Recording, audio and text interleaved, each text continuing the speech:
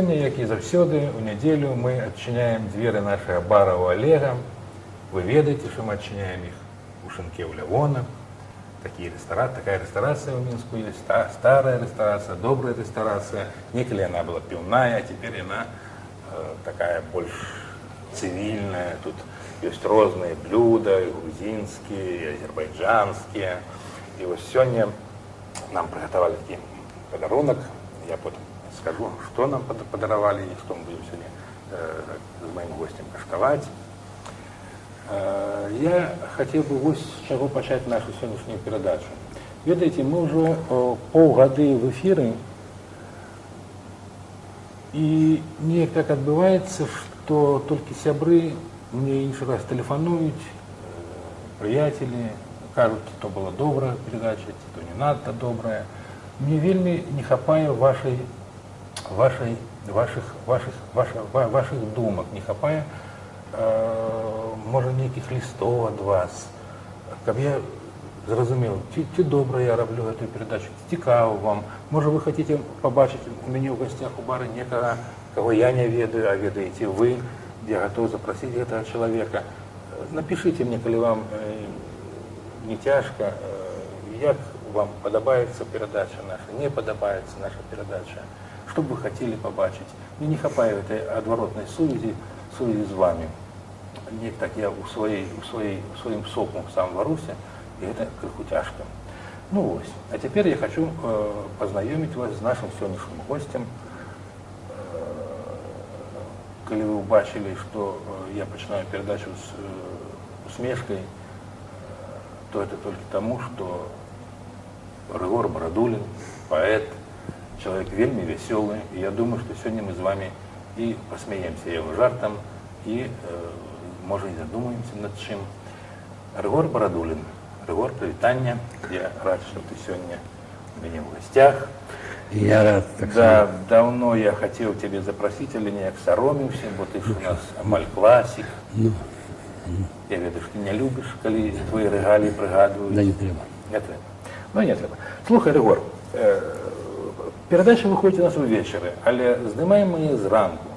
Калі ты не паспеў паснедаць, я б цябе пачаставаў смачным блюдам, рыбай па-жыдоўску, рыбай фіш.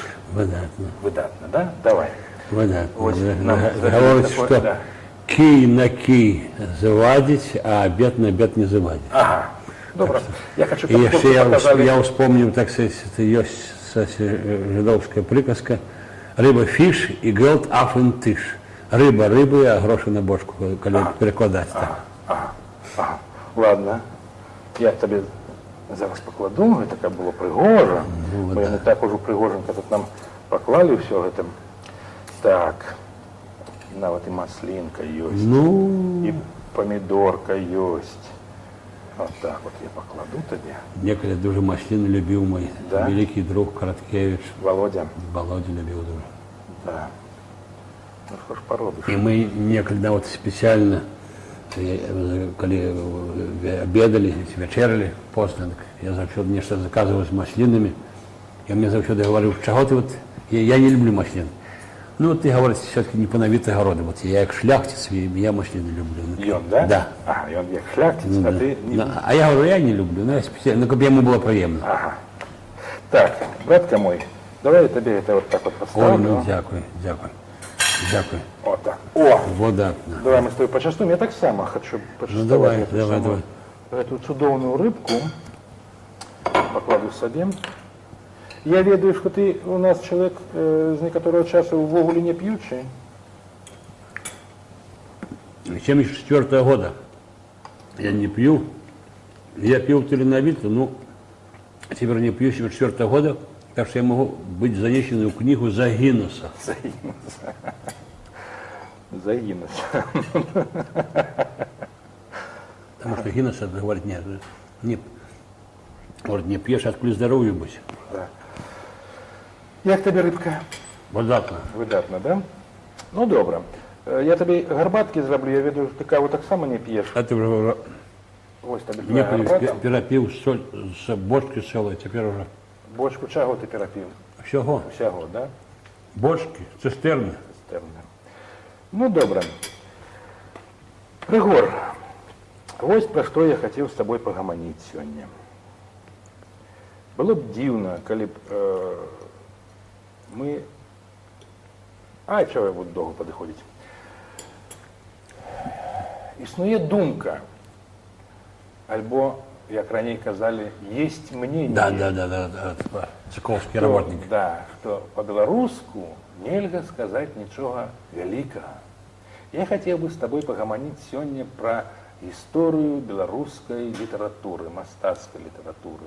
Нават не пра фальклор, не пра тое, што, так сказать, не пра казкі, не пра песні, а пра, скажем так, прафесійную літаратуру на беларускай мове.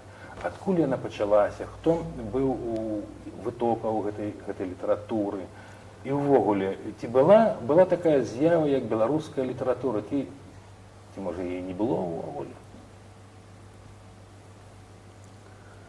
Кожнага народа, а мы народ еўрапейскі, беларусы, ёсць, была і будзе свая літаратура, і яна мае свае глыбокія карані. Таксама і наша беларуская літаратура мае свае глыбокія карані. Яна яшчэ з даўніны сівой. Яна ад скарыны, яшчэ раней. А не раней, не ад Ефрасіні? Ну, і практычна ад скарыны, ад Ефрасіні, Полацкай. Наша літаратура. Справа в тым, што калі гаварыць, што такое фальклор. Фальклор, дасловна, народная мудрасць. Фальклора таксама пісалі прафесіяналы, но толькі што это было не зафіксавана, яна просто перадавалася з пакалення ў пакаленне, з вусна ў вусны, і шліфавалася, нешта адкідывалася, таму што фальклор практычна безыменны, но ён аўтарскі, таму што няма, так сказать... Ну, это ты можаш, як чалавек, які ў сваім жыцці расказаў і прыдумаў шмат анекдотаў, прымавак і прабавутак. Да. Ну, я люблю это, так сказать. Так что у нас литература наша, у нас литература, так сказать, самая, на новом уровне европейской, коли взять, допустим, наши апошние досягнения, допустим, коли взять и Короткевича, и Василя Быкова. Потому что, особливо Василя Быкова, ведает весь свет. Вот, Ушацкий музей, вот я летом был в Ушачах, Ушацкий музей, делегация с далекой африканской краины. Ну и директор музея, рассказывая про историю Ушачи, пасля говорить про славутых земляков, ну, негры дремлют. Коли он, так сказать, сказал, что Василь Быков, это гости оживились.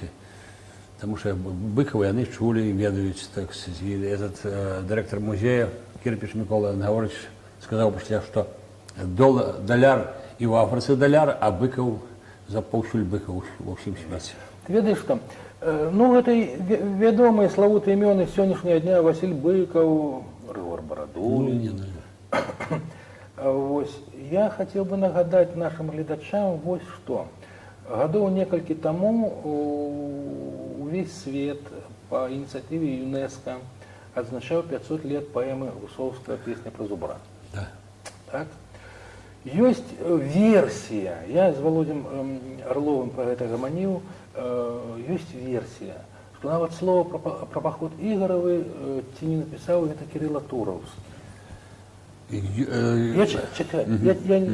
Теперь не будем обмаркоўваць, так гэта ці не так. Я хотел бы звернуть увагу гледачоў на тое, что история белорусской литературы, а все это было писано по-белоруску, сягае нават не на 500 гадоў, а на 700 гадоў у даўніну. І таму казаць пра тое, што няма такой з'явы, як беларуская літаратура, няма такого феномена, это ну, просто непісьменна. Гісторыя беларускай літаратуры мае, ну, як мінімум 700 гадоў. 7 веков. Як мінімум. Як мінімум. Што адбывалася ў беларускай літаратуры далей? Якія былі Семён Полацкі, якого, між іншым, у Расіі называюць монахам з Киева Семёнам Полацкім. Да, але Семён Полацкі вучыў тых самых, вучыў царскіх недаросткаў. Да. І першы прывёз, між іншым, у Маскву тэатр. Першы тэатр у Маскве быў тэатр Семёна Полацка. Семёна Полацка. І першыя п'есы на Маскові ставіліся, якія пісаў Семён Полацка. Так што драматургія ў Расіі пачалася таксама з гэтага. А книга друкавання? Ну, книга друкавання... Ну, мы же уже не будем перебегать, але ж так сказать. Калі сёння выйсці на праспект Скарыны і спытаць у тых, хто па ім ходзіць, хто такі быў Францыск Скарына, я думаю, што будзе палова на палову, так? Хто адкажа, хто не. Між іншым, англічане не саромяцца, што першую ангельскую кнігу надрукаваў Ян Літвін. Да. Ось, і гэта, так сказать, факт гісторыі, культуры. Чамусьці мы пра подзвіг Скарыны вельмі саромимся казаць.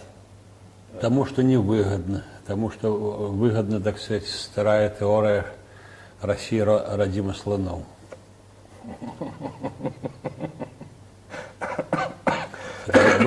Был анекдот в советский час, что як писали про слона, як писали все народы, допустим, немцы писали слон и сила, французы писали слон и его сексуальные махчимости, а россияне писали Россия родима слонов и классика марксизма-ленинизма про слонов. Рыгор, скажи, калі ласка, я таксама пишу вершы, я толькі на рускай мове пишу вершы, ты ведаеш. Я заўсёды вельмі дзівіўся, здзіўляўся, як ты працуеш са словом, як ты умееш слово раскласці на часткі, составіць на нова, як гэту саму кубік Рубіка. Адкуль гэта? Як ты гэта робіш? Гэта што, Богам данае, ці гэта было неяк напрацавана табой? Як ты адчуваеш слова, як паэт, як літаратар, як беларус? Ну, справа в тым, што мова, таксама як і вера ў Бога, это ад маці. Таму што мне ўсё перадала мама. Мама была моя стыхійна вялікім філолагам. Яна фармальна была маладукаваная, а на справе яна была, я не ведаю, так сказать, і доктара філалагічных навук мала, так сказать, па паведах. Яна была, ну, калі браць акадэмікам ці як, ці кім, таму што мама, я змалку чуў это слово, яно маё, разумееш, таму што можна мову па слоўніках вывучыць, можна, но калі яна не жыве ў табе, яна, так сказать, яна мёртвая. Я вот зараз раблю такі невялікі вушацкі словазбор. Я вспоминаю, так сказать, у меня некие записи, я вспоминаю, як мама говорила, тому подобное. Ну, живая ж мова, она абсолютно, вот, допустим, фраза «Яна його вірить, а ён її пратається». Вся картина, так сказать. Ну, не говорячи уже про самые песни народные, про приказки, примулки, так сказать, они все. Приказки и примулки это миниатюры философские, это философские думки, так сказать, потому что народ старался зафиксовать, безыменные авторы собирались зафиксовать думку пригожа, коротко, лаконично. И отсюда все эти самые приказки, примулки, починаючи от лиричных, кончаючи фаличными, потому что и самое цікавое, что народное, так сказать, ну, коли можно так назвать фалічныя, ці як у нас дома назвали брахливые попевки, яны цнатлівыя, у іх нема, так сказать, нема пошлости. Ці, допустим, прикладу такие, допустим, чего тогда не прошел, як я себе кликала, усю ножку на полочку, ножка об ножку обстрикала. Альбо сама себе дивилася, чим я зиму кормилася, поглядела поміж ног, а там стоит стена стох. Ну, это до прикладу, так сказать. Ці, допустим, про спритного хлопца такого гарачого зуха, як кажу, жигун у нас, украинская джигун, а у нас жигун, который жигає. И он говорит, он у смоляной кобылки выпросись и мерзлые сучцы утисне. у них в этом тут никакой пошлости, вот тут есть, так сказать, вельми, так сказать. Ведаеш, я неяк прочитав, ну, Афанасію, який збирав казки, Да. і він написав, недзе написав, што беларускі фальклор вельмі эратычны. Да, тому што ён эратычны, ён па многіх прычынах эратычны, асабліва, допустим, поўнач, вот я з-пад Полацка, Самабушачы, этот фольклор практично грэў, потому что холодноватое, так сказать, надворье, холодноватый климат, этот эратычный фольклор грэў. І з другого боку, ён дуже старажытны, ён дуже паганскі. З паганскіх часоў. Допустим, у нас больше, чем дзе захаваўся, так сказать, такі жаніць цярэшку. Ну, там же, да, там же вельмі, так сказать, это самое, допустим, дед бабе чугай шыіць, а у бабы душа наіць. Дед бабе чугай пашыў, наче 7 раз просіў. Постаі, не уцікай, бабулька, зраду, уторкну дудочку ззаду. Ну, в такім плані. Ну, тут же нічого пошлого нема, так сказать. Слухай, ну... Не ходи на речечку, замочишь на овечечку, не ходи на быструю, замочишь сукрыстую. Ну, вот такие... Не руш, альбо такие попевки, что не руш меня, не шапай, я дворная девка, помеж лыток, клубок ниток, под попом цяцерка. Ну, вельмі ж, так сказать, тут і эротика, і... Да.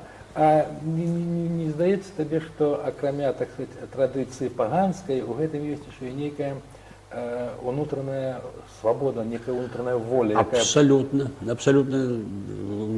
Говорить то, что думаешь, не говорить, так сказать, не пошло. Это пасля уже напластавання церковных канонов, так сказать, и тому подобное. А ранее это самое говорили, еще называли своими именами, кроме, допустим, некоторых таких тюркских, тюркского походження. То, что у русском мате засталося от татаров, от татаров, да. Того не было у белорусского. Не было. Бо и татаров тут не было. Не было. А тому, что было натурально, говорили натурально, як, так сказать. Слухай, скажи мне, калі ласка, вось што. Калі, асабліва пасля вайны, прыехала сюды шмат з Расіі людзей, не заўсёды самых лепшых, і пачалася экспансія будаўніцтва этой самай індустрыі, пачалася экспансія, людзі беглі з калгасаў, да. куды заўгодна, альбо з калгаса, да? Абсолютно. У горад. Яны прыязджалі ў горад, і яны пачыналі саромецца сваёй мовы, сваёй вясковай мовы, як мовы халопскай, бо горад быў напоўнены рускамоўнымі людзьмі, яны былі все начальнікамі, і хацелася усім паходзіць на начальство, да, і на сваёй мове не размаўляць, а неяк вот на мове начальства. Да? Не здаецца ли табе, што людзі, адмовіўшыся ад сваёй мовы, яны, вот ты ж цудоўна казаў пра сваю маму, яны здрадзілі, адмовіліся ад сваіх бабуляк, ад мам, ад сваіх каранёў. Яны полностью адмаўляліся, так сказать, яны вымушана адмаўляліся, некаторыя, так сказать, просто вымушана, а некаторыя потрапіць у моду, тому что асабліва перед вайной, пасля 1937 года была вынішчана мозг нацыі. Спачатку высылалі, спачатку давалася на километры, допустим, 2000 километров от Минска и тому подобное, а пасля просто стекали головы. І пасля былі перанесены расійскія чыноўнікі сюды, так само, як у царскі час, так это самое.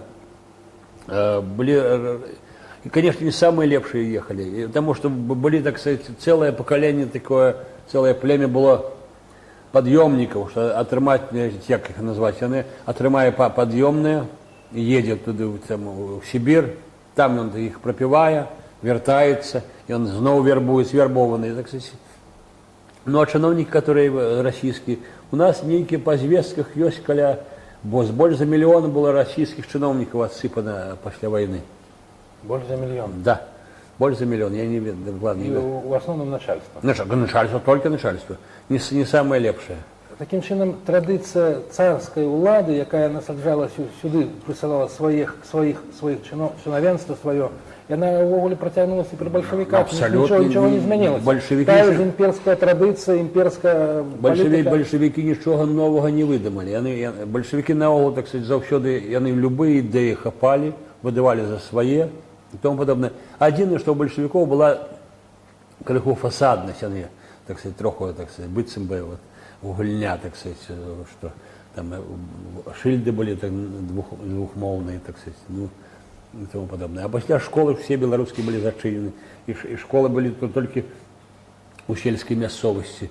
И практически, так сказать, а поступать у вышэйшай установы треба ведаць уже беларускую мову. И практически вот это самое, кто учился в белорусских школах на селе, яны рэдкі, хто трапляў, так сказать, атрымліваў вышэйшую адукацыю, так сказать, інтэлектуальную, что называется.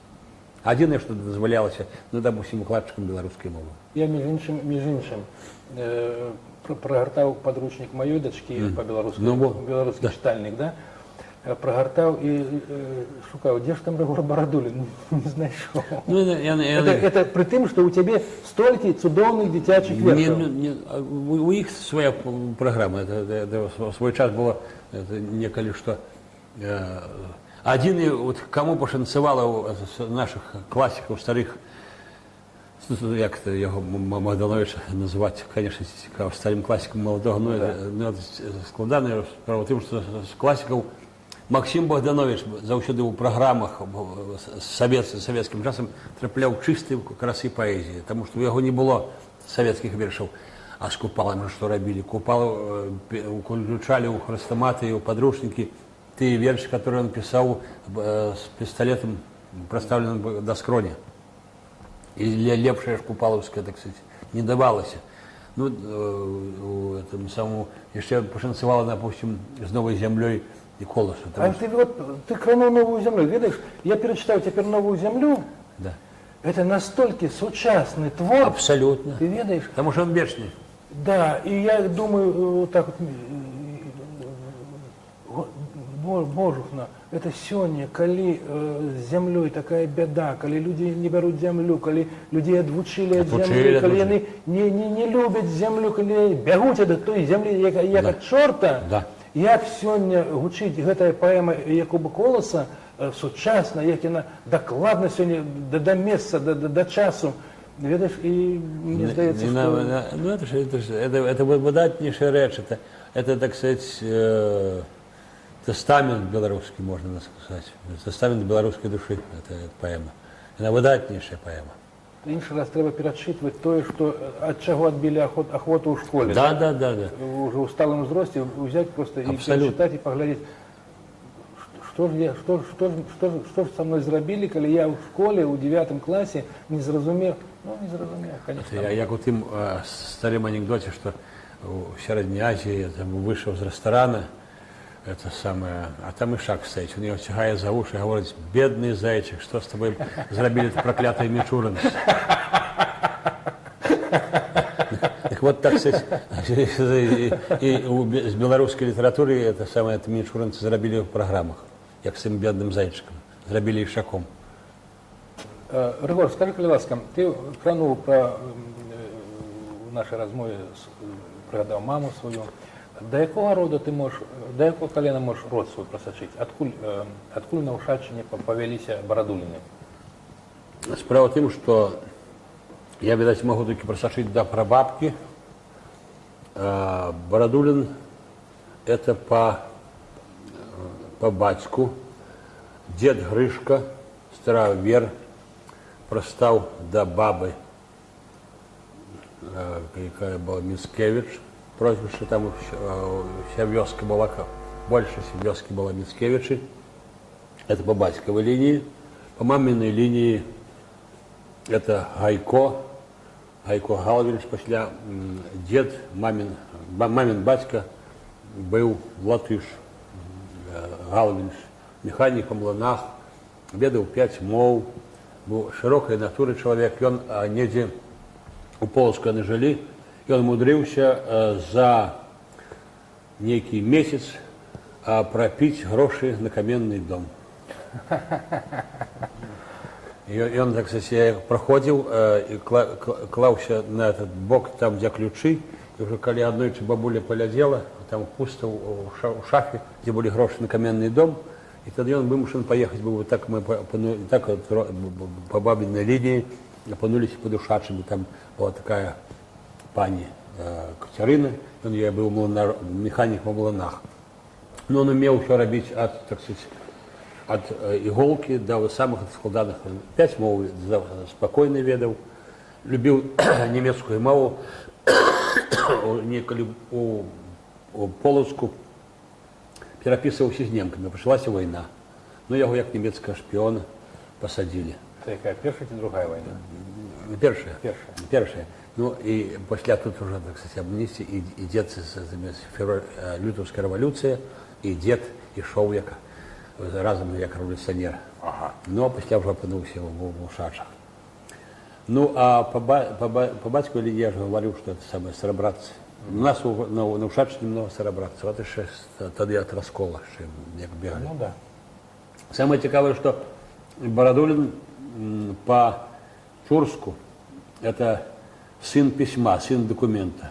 Барат папера, документ, письмо, а Улин, Оглы, это самое... Это ты уже придумал Нет, сам? не, Ну, это... можешь больше просто увидеть от бороды. Ну, от бороды, ну, не, коли так, коли от бороды, то да, ну, а коли вот по Чурску, так сказать, ну, это в свой час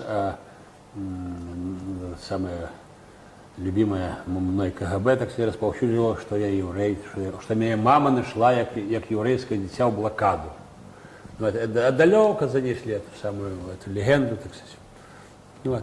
Ну, чомусь и хотелось так. Ну, хай будет. Я говорю, что але все-таки наш дурним не лишить. Як? Я говорю, дурним не лишить. Ну, тут, до речі, я можу весело, так сказать, такое розказати з Бородулиным. Святкування Алишера Наваи в Узбекистане. У нас 3 чоловіки делегація. Об'являють. Керівник делегації Пашкевич. Наместник керівника делегації Вертинський, він був наместником, парторгом був. І білоруська делегація.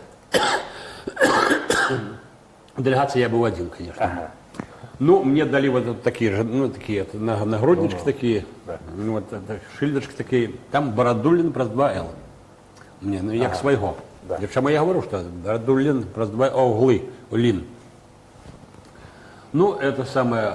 Я так пробыл в делегации, ну, там долгая, веселая была история. После, когда мы отъезжаем, мы жили, не помню, с кем разом в Нумбаре, там им сувениры, самое, блокнотики, там некие ручки. Мне набор чайный, пиял с выявой Алишера Наваи, блюдо велизарное, потому что я Бородулин. Ага. Свой. Да, свой. А ты говоришь, давай делить. Я говорю, что делить мы? Она всю делегацию. Я говорю, вот написано, что...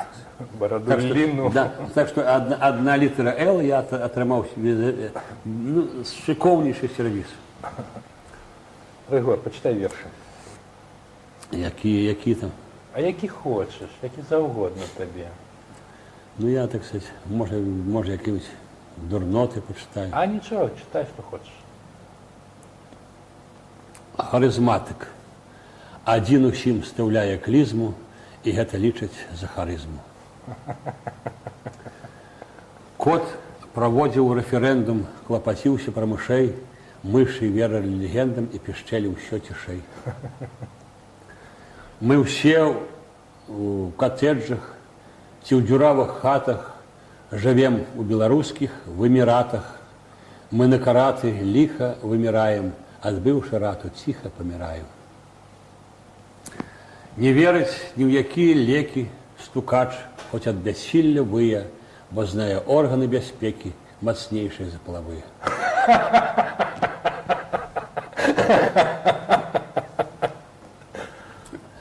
Рэклама. Зробяць памперсы інтым, ім зайздросцяць унітазы, трэба памперсы і тым, хто падпісвае ўказ.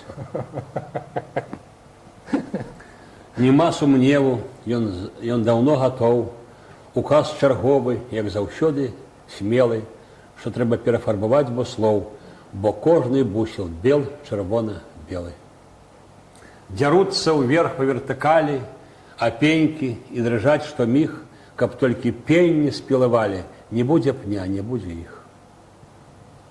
Ну, в таким плане дурно. Такие. Я, Олег, тебе такой сюрпризик маленечкий. Я тебе подпишу книжку. Ой. И такую, которую тебе, конечно, нема. Я тебе вот зараз я пока вот.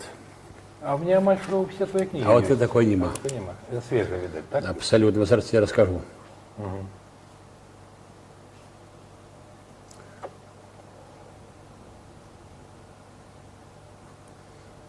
Я тебе много не подписывать не будем. Час марновать. Да.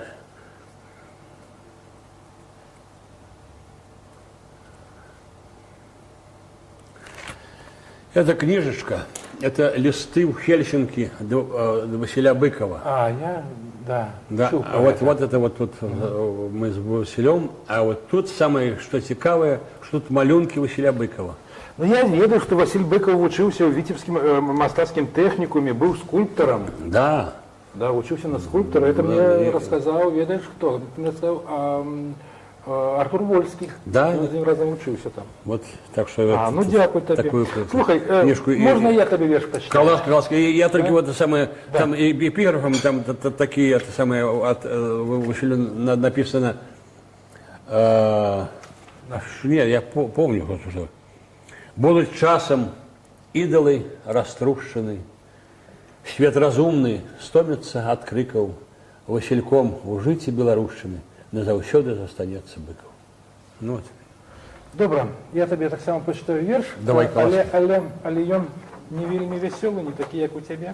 Ладно, але так само про вірши. Я хочу умереть не в постели, не на душных льняных простынях. Не хочу, чтоб мои догорели дни, как свечи в забытых церквях. Не хочу, чтоб живого отпели, чтобы в полночь томление и страх скорбным духом моим овладели, чтобы слезы вскипали в глазах.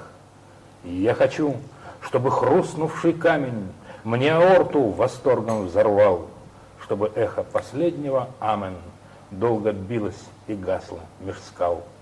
И я хочу, уходя на глубины, средь камней и текущих лиан, приласкав их прохладные спины, полной грудью вдохнуть океан. Вновь встаю я у Божьей купели и молю отпустить мне грехи. И я хочу умереть не в постели, а на сцене, читая стихи. Выдатно. Выдатно. Только я вспомнил, где там не спешай. Это неколи самое, я вспомнил, значит, были такие песни Расула Гамзатова «Журавли». Значит, там слухают, Да. спевают эту песню, и Бровка говорит этому самому Расулу: «Расул, не спешайся до журавов». Так что, Олег, я тебе так само хочу сказать, не спешайся. И альбо еще есть народное, что она один говорит, что я помру, а другие говорят: ты знаешь, что еще крышка не зачинится, ты упрешься у крышку. Здоровый. Да, так что, как ты еще упирался долго у крышку. И как у меня есть такое ушацкое ожидание, как тебе дал Бог здоровья у рожки, поміж ног трошки. Дякую. Дякую тобі за це пожадання. Ригор, ось що я хотів би тебе ще спитати. Ми з тобою ніяк так про білоруську культуру почали, дійшли до часов давніх, а сьогоднішній її стан ніяк так застався поза нашою розмовою. Скажи мені, коли ласка, ось откуда я почну. Коли я вчився на факультеті журналістики в Білоруському університеті, був у мене один однокурсник, не буду називати прізвище, він був у нас такий самий дурноватий хлопець. І я пам'ятаю, що мені було вельми соромно зранку, коли я читав те, що написав увечері. От увечері нечто напишеш, зранку прочитаєш, так соромно тобі. А этому человеку ніколи не було соромно за те, що він писав. Я разумею, чому, бо, відаць, для яго увогуле паставіць у нейкім парадку некалькі слоў было Ну, ясно. ўжо нейкім дасягненнем, так? Вось і калі, ух ты, глядзі, што я нарабіў, напісаў. Ён стаў амаль класікам беларускай літаратуры пра рабочы клас. Ясно. Вось.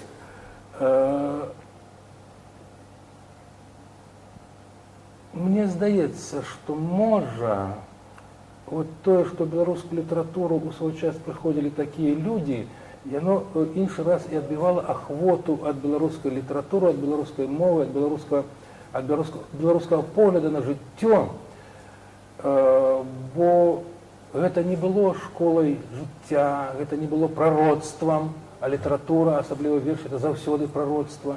І стаўленне да беларускай літаратуры у народа увогуле было сапсавана вось гэтымі такімі вот класікамі.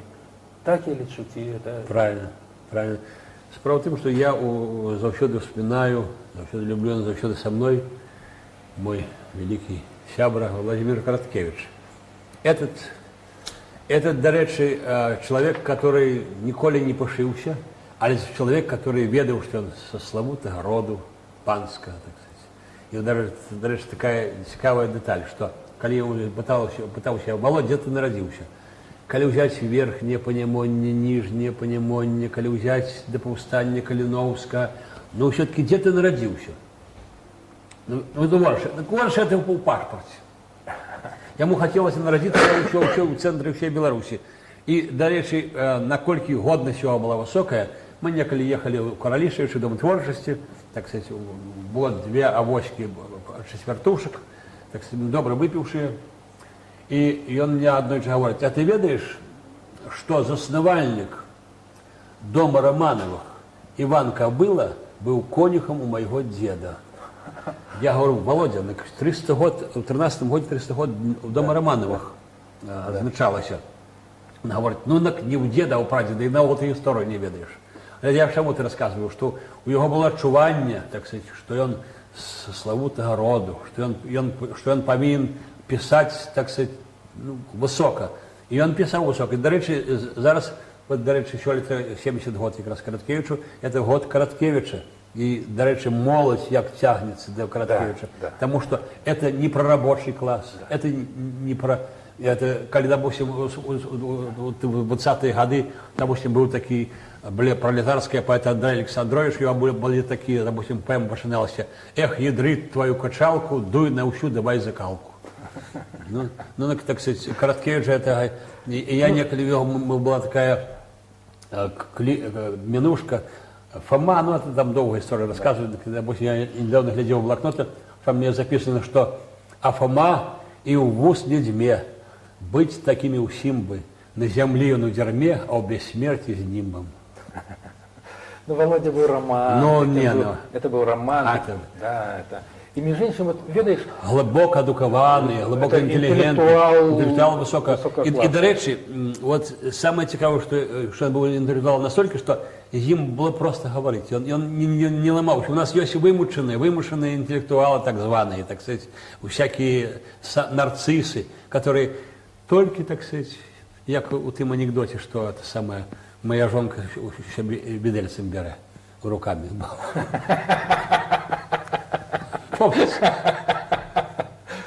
Да.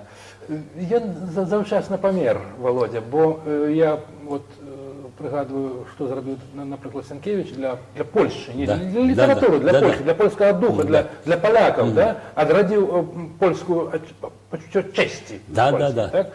Одним романом. Володя...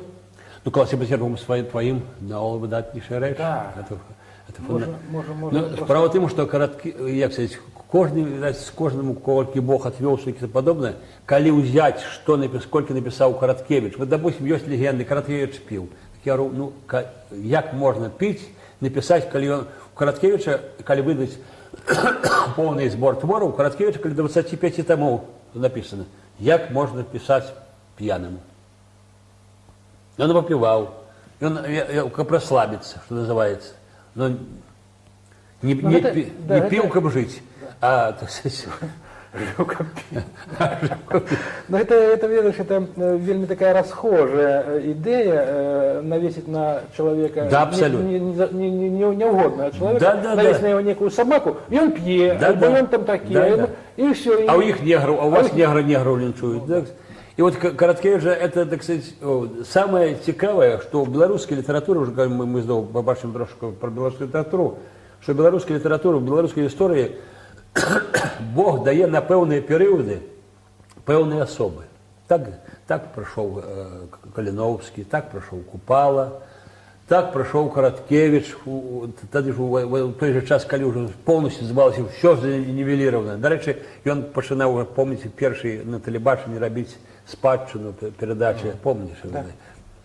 І от на наш час, так сказати, ну, не будемо говорити про наш час, тому що все і так відомо, значить, Бог дав Бикова. А буде другий час некий ще. Хоть про политику я говорить не хочу. А ну я. Нет, это я неколи перефразовывал Маяковского. Политика тая ж здобыча жука, за им полез у дерьме рука.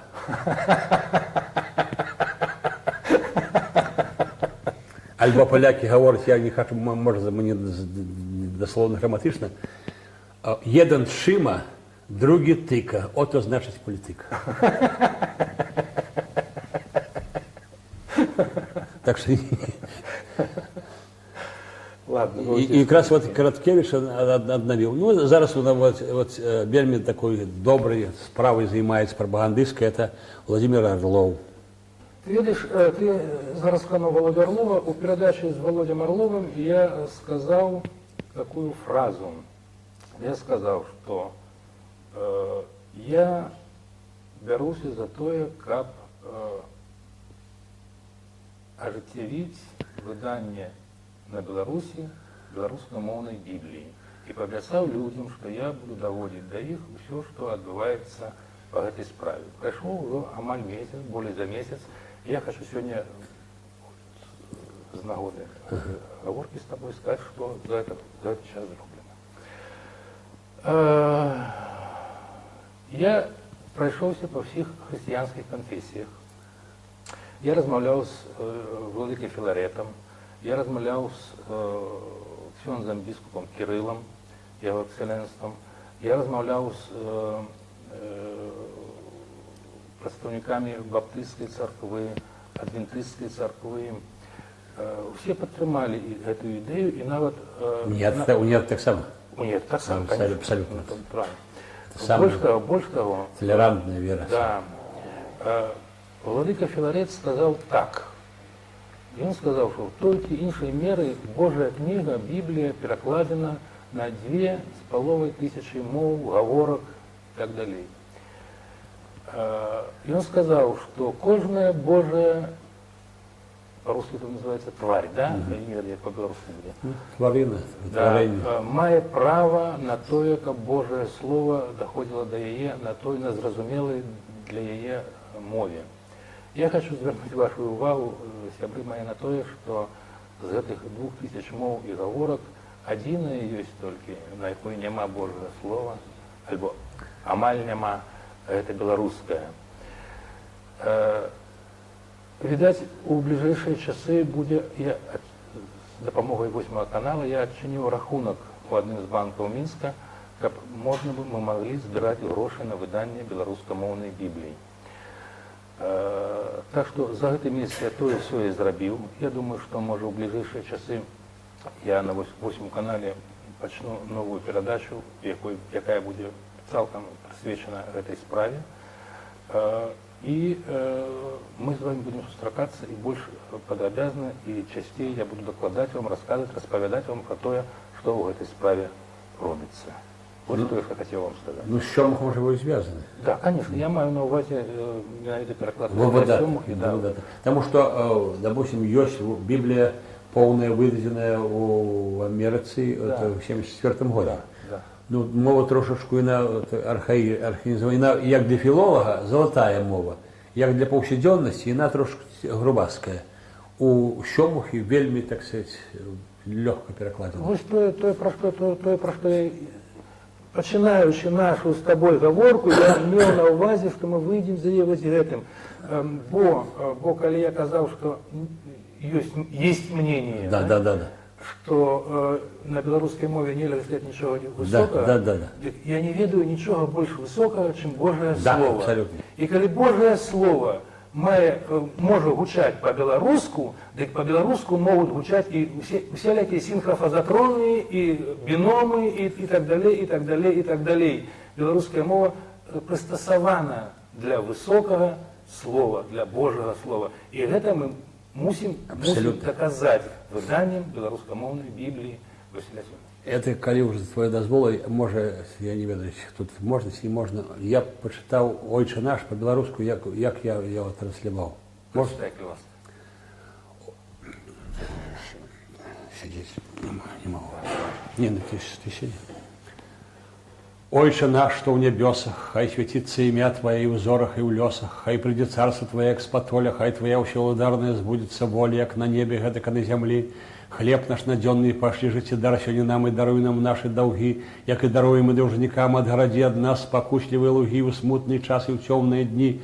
Нас от нечистика ослони, не зрушится царство Твое, и рушить рухава, от Твоего твердого порога силы и слава Твоей милоты и лагоды, Отца и Сына и Духа Святого, теперь и завсёды, и на вершнины. Аминь. Вот. Григор,